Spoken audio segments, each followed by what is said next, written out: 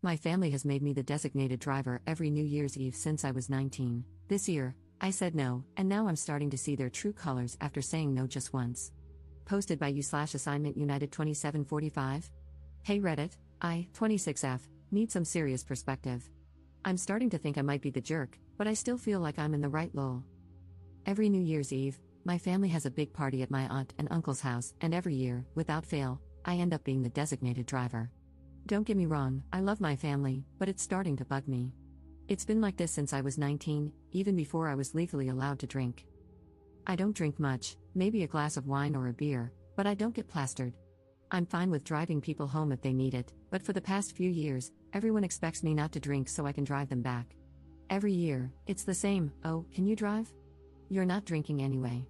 I always say yes because I don't want to let anyone down. Fast forward to this year's New Year's Eve. I told my family ahead of time I wasn't going to be the designated driver anymore.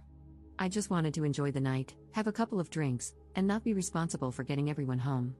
I even told my cousin, who usually gets really sloshed, that I wasn't driving this year, and she was fine with it.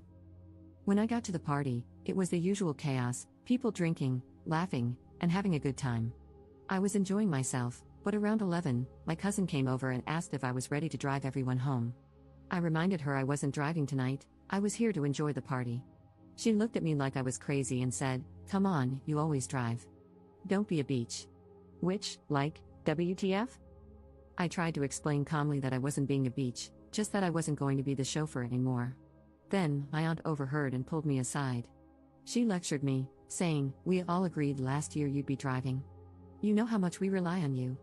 Everyone else is too tipsy, and Ubering is so unsafe. Just drive this one time, for the family." I felt a ton of pressure but refused. I told her I'm not their chauffeur and wasn't going to do it again just because no one else could figure out their own ride. My aunt got upset, saying I was being selfish and that we're family. She said I'm the only one who doesn't get too drunk, so it makes sense for me to help out. I told her I had already had 3 beers, so I wasn't even legally supposed to drive myself. That's when I snapped. I told them it's not my job to be their designated driver every year just because I'm the only one who doesn't get blackout drunk. They needed to figure out their own rides this time. Then I got up and left. I felt bad walking out, but I didn't want to be a doormat anymore.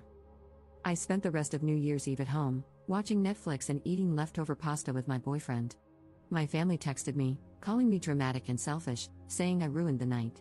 They said I was being super sensitive and that everyone was disappointed in me. Everyone's demanding an apology out of me now. And by the way, I got home perfectly safe by Uber. But anyway, Reddit, am I the jerk here? Relevant comments. Commenter. You are not the jerk. Your family is gross. But why didn't your boyfriend spend New Year's Eve with you? Ops response. He's a nurse and had a shift that overlapped with the party. He could have potentially come, but he was exhausted and wanted to go straight home to take a shower while he waited for me to get back. Another reason I didn't want to be the designated driver was that I didn't want to stay out too late because I wanted to see my boyfriend. Commenter 2. Well, I agree wholeheartedly with the Redditor who said you should spend New Year's Eve someplace else. What your auntie did was incredibly entitled and disrespectful. Clearly, you did not agree to be the driver. She and your other drunk relatives decided that you would be the driver. If you're going to celebrate New Year's Eve with them in the future, you need to cut the cord and be absent for a few years so that they can figure out how to handle this without you and without treating you like their paid chauffeur. Ops response. I agree, but at the same time, I feel like this is tearing a hole between me and my family, and that's the last thing I want. My sister was on my side after hearing both sides of the story. She lives on the other side of the country and is pissed off on my behalf, lol. My parents, however, are embarrassed, and I feel bad about that. Commenter 3. When you got your driver's license, did being the designated driver become a common assignment? Ops response. Not at first, I've always struggled with anxiety, and driving triggered it for a long time. I put off getting my license until I was 18 because of it. They didn't ask me to be a designated driver until I was 19, and at first, I felt kind of cool because I was being the responsible adult and helping the people I loved. But it quickly got old when I had to drive back and forth multiple times to get everyone home, and no one offered to pay for gas. Update 15 days later. So, update lol? Before I get to that, I want to address some popular questions from my last post. Some people got confused and asked similar questions, so I thought it might be nice to answer them here. How do I give everyone a ride home? My family lives about an hour and a half from my aunt's house, so I'd fill my car with everyone I could and take them home. The next day, they take their spouses' cars to pick up the ones they left. Stupid, I know. How did I get home? I got an Uber. Why was my cousin asking to leave at 11? She was drunk and probably had no idea what time it was. My aunt overheard me getting a little upset and pulled me aside, which sparked everything. Now, the update. I ended up sending a text to our family group chat, including those who didn't make it to the party but heard about what happened. I'll copy and paste what I said here. Hey everyone, I'm not going to apologize for what happened on New Year's Eve. I told you all well in advance that I wasn't going to be the designated driver this year, and I expected you to respect that. I'm not anyone's personal chauffeur, and I'm done being treated like I'm responsible for everyone else's lack of planning. When cousin's name called me a beach for not driving, that was uncalled for. And aunt's name, lecturing me about being selfish and ruining the night because I chose to enjoy myself instead of taking on that responsibility again? I love you all, but I can't be your punching bag anymore. I'm not going to keep letting myself be the one who sacrifices for everyone else's convenience. I've done it for years, and I'm done. Next year, I think I'll be spending New Year somewhere else.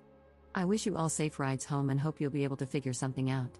I'll be taking some space from everyone and hope you will understand. I then made the painful decision of blocking my parents, who have been calling me terrible names and making me feel like complete crap since this happened. I never realized how dark my childhood was with all the gaslighting. My parents are probably the reason I have such severe anxiety. My sister and brother are on my side and equally pissed off at our family, so I still have them at least. I really do want to thank you all. I've always known something was off with my family, but I never realized how much I was taken for granted, how unloved I felt, until now. Thank you for helping me realize that I'm worth more. And to end on a positive note, my boyfriend is now my fiancé. A few days after my post, he proposed. His original plan was to take me to see some cutesy light displays in our town after I got home and propose there, which made my heart melt a little since I knew he was so tired after working lol, but when he saw me walk and crying, he read the room and switched things up. When I was feeling better, he took me to dinner and proposed there. I have no idea how the wedding will go or if my parents will be there, but I'm excited to spend it with the people who love and appreciate me. Relevant comments. Commenter. Did anyone respond to the text? Ops response. I don't know. I blocked everyone who went to the party or asked me to be the designated driver, and then I removed myself from the conversation. Commenter 2. Wow, first off, congrats on the engagement. It sounds like your fiancé is a keeper, he's got that perfect read the room and propose when the vibes are right energy. Honestly, your text to the group chat was iconic.